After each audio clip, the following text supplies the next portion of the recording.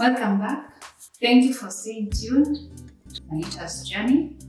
Today we are going to talk about the medical journey that I've walked with Anita since birth. I remember from episode 1, we talked about Anita's birth. Anita was born prematurely in 7 months, and she was diagnosed with cerebral palsy since birth. Her birth was complicated because she was in a breech position, and actually the doctors had thought, I'm going to give birth to a still baby. So right from birth, she lacked oxygen, and that led to so many other issues that have followed. And still when we were in hospital, those 5 weeks that we spent in hospital, immediately after birth, she developed jaundice, and she was put under the light. It was traumatic because at some point again, her blood level was very low. She had to be transfused. She belongs to this O negative, so we had to really even look for the donors. But we thank God we got through that dark cloud. And now as she continues to develop, we start having other developmental issues. First of all, there were scans after scans, x-rays after x-rays, and we never stopped going to the hospital because we are either going this week for a scan, we are going for maybe an x-ray, we are going for therapies. Therapies were when we started, there were times we could do therapy twice a week. Then gradually we moved to once every week up to date for those 27 years. So the medical journey has been long, very long and continuous, because at every point you encounter something that is new, something that you didn't expect, and all is related to the condition of having cerebral palsy. And what even makes it even more challenging is that most of the insurance companies will not cover her, will not even look at her application. So since Anita was born, I remember there's this time we tried to put her under medical cover, the family medical cover, and we were rejected by company after company and subjected to medical tests. And even after subjecting us to all those medical tests, none of them agreed to cover her, except one. And the reason why this company accepted to cover her for just 2 years is because at some point they agreed, they made a payment. Then they went and came back and said, after consideration, we cannot cover her. So we told them, what you do, you are going to return the whole check for the whole family. We can't cover some members and we don't cover Anita. And I think that threat was too much for them because the other members were, and they understood that what they will cover would be her condition. Anything that is resulting from her condition will be excluded. And I don't know how to separate those. Why do you say would attribute she has a cold, a homa because of her condition? She's getting even stomach issues because of her condition. So how do you separate and tell us, okay, we will insure her, but anything that is due to her condition is excluded? So for us, I think medical insurance for children with special needs, it's one place where we are very unwanted, for lack of better words. And we have learned how to survive. She was insured only for 2 years, and that was under so much pressure. And we felt that cover was not helping because we would take her to a hospital because she maybe have an eye problem. And they would go back and say it is due to her condition. So we even wondered, why are we even covering her? because everything that even Homer will be attributed to her condition. So having a medical cover for her somehow didn't make sense, and that has resulted to the whole family just pulling out of medical covers. It's unfortunate, but it's the truth. It's the bitter truth. I know most of parents with these children, they go through the same. The discrimination at that area is on another level. As she developed, due to posture, she hasn't developed properly. So you find that, like for example, her tendons, the leg here where the joint, the knee joint behind here, they became so tight because of being in a sitting position. And therapies, even if you do a few minutes in a day, the rest of the hours the knee will be held in the same position. So these parts tend to tighten. I think Anita, by the age of 10, she had done 2 surgeries to loosen both the knee tendons and also down there at the ankle, because of sitting, putting the leg in certain position. And I remember her legs would stand tiptoeing. She would stand on her toes. So they had to adjust through surgery so that her foot would stand properly. And by the time she got 10, we remember during our last episode, we talked about the surgeries that she did at Narumoro School. And those were 2, mainly to loosen the knee tendons and the ankle. And after that, at least she would now stand on her own. And what I can say, luckily, she's not had these other illnesses apart from now the illnesses like the common colds, the tonsillitis, all this. We have somehow she has been able to escape most of those, but she has now the developmental challenges, which seems to at every point we come across. Remember, after Narumoro, she had now gained so much stability, sitting and even standing. At some point, she would walk on a walking frame. With the help of a walking frame, she would make a few steps. But then in 2011, we started realizing, like when she sits, she would bend on one side. And the therapists picked up wrong positions. So they told us to take her for an x-ray, and it was confirmed that her right hip had dislocated, and that was a setback because it meant all what we had achieved in Narumoro, we were going to lose it, and actually we lost what we had achieved. Because with a dislocated hip, it meant she was feeling pain. So when she sits, she would sit and lie on one side like this and support herself, because she did not want to sit on the hip. It was the right hip that had dislocated because it was causing pain. I remember we sought several doctors in how to correct it. And at one point the doctor said, before we do anything major, let's try and do something they call an abduction of the legs. They just loosen a bit the tendons around the hip area, and they will put her in a position where maybe that joint will slip back. Because what had happened is that the hip had dislocated and that joint was deformed and somehow flattened. Instead of having this kind of a carpet, I don't know what they call it, it was flat, and now that's where the joint was just moving out. So they did an abduction. So it's a surgery still, but a minor surgery, and tried to abduct the leg and see if to slip back to a proper position. And unfortunately, it was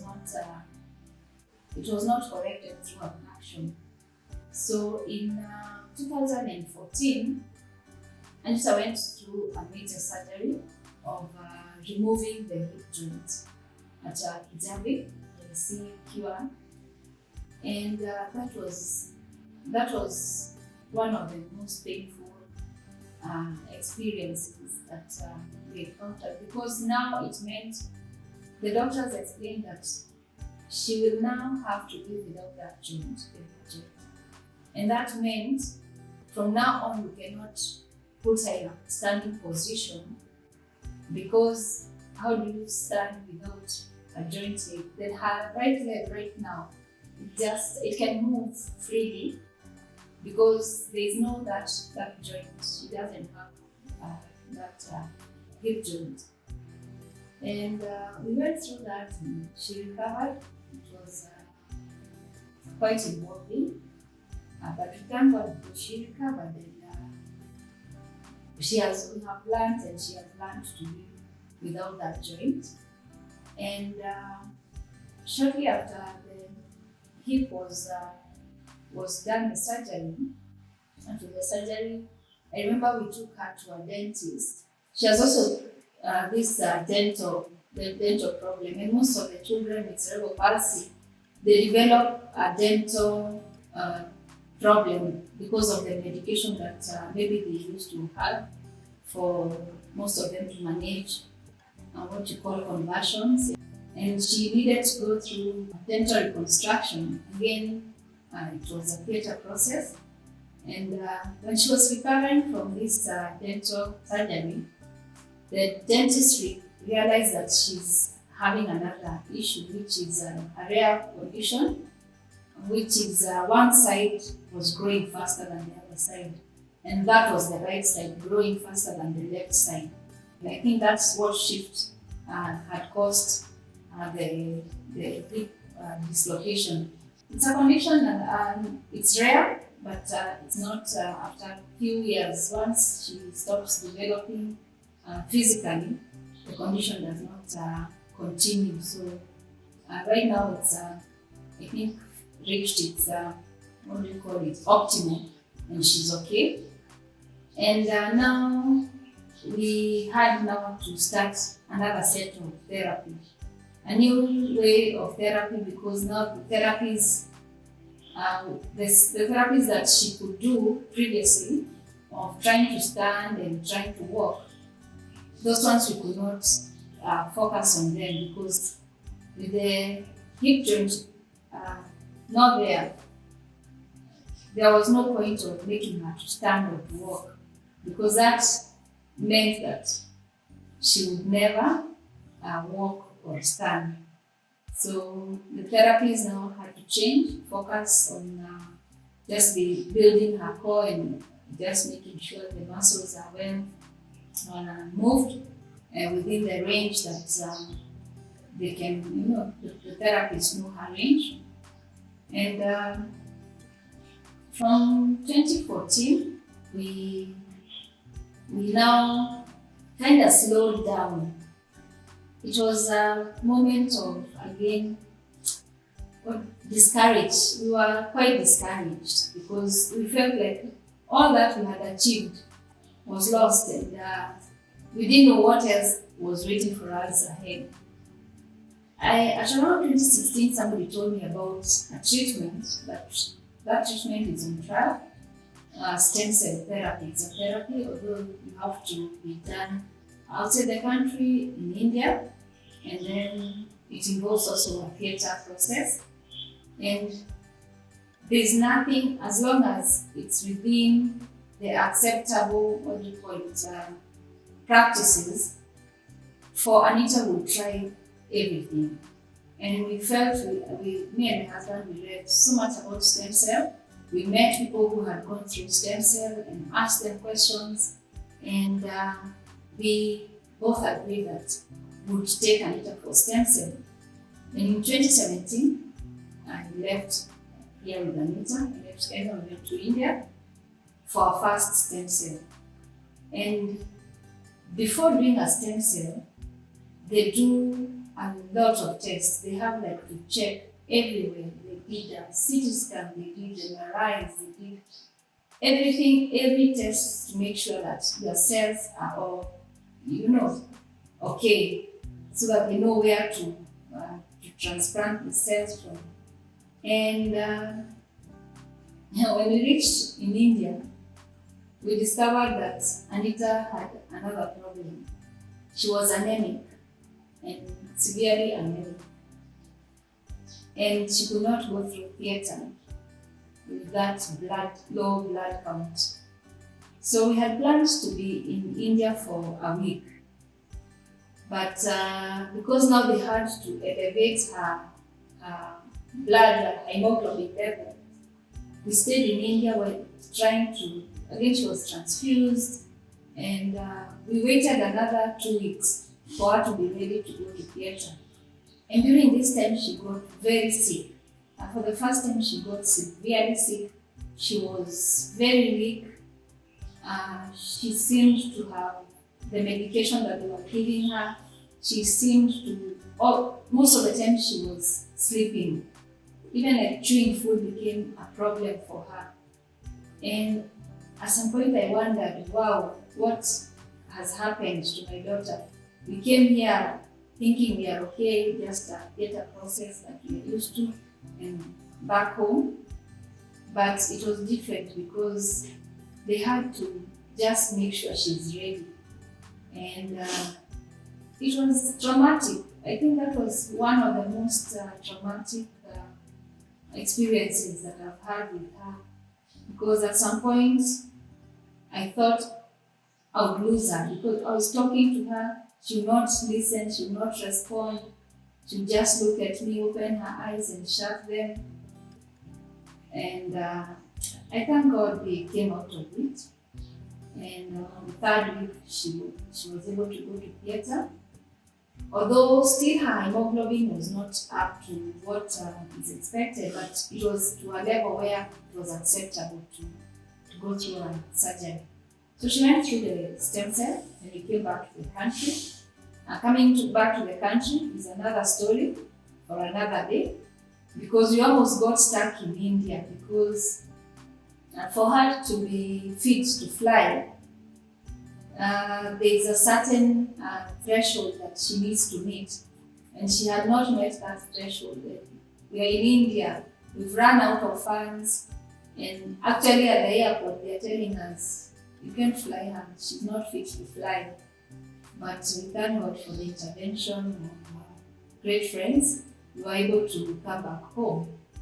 And the stem cell required that she go back for a review and a boost the following year. So in 2018, again, we went back to India. And this time it was not as dramatic as 2017. So we went, and within, I think, a week and a half, she had done the stem cell and we were back in the country. And now we were all eyes open to just see those small milestones that she would achieve as a result of the stem cell. Yes, we can say there is very minimal. I remember the stem cell therapy is still on trial. And for us, it took us a lot of courage because even the doctors told us, for older children, the results might be what you're expecting might be very minimal. But for smaller children, stem cell, you can see significant change because their cells are still developing, they're still growing, their muscles and all that. But for an older children, Anita went for her first stem cell when she was already 20 years. So that means most of her body parts had already developed. And by faith we went. We can tell one of two things that she can do because of stem cell. And we want to just say that the journey never ends. Up to date, there are mornings that we wake up and realize that she's like having this new sitting position. She's having challenges sitting on a certain wheelchair because of maybe pains here and there. And this particular journey for medical, it's ongoing. It never stops. But what I would like to encourage parents is that there's hope, and we can't just look at our children go through pain and do nothing. Let's do our best. Let's try as much as possible to engage the professions, the therapists, the doctors, and see, at least make their living painless. There are this like if we didn't correct the hip problem, you can imagine living in pain forever. So, but now she's not in pain. So I think our main goal here is to minimize the pain, try to achieve the best position, the posture for sleeping, for sitting, and yeah, mbele Mungu yuko. Thank you very much. I think this journey is ongoing, and I would like to hear from parents who have special needs how they are, handling this area. I'm still growing and learning, so please leave a comment. Let me know if we can even interact more, and you never know, it can be of help. I can be of help. Thank you. Subscribe, like, share, comment. Anita eagerly waits for those comments, and I read all of them. Thank you. Till next time. Bye.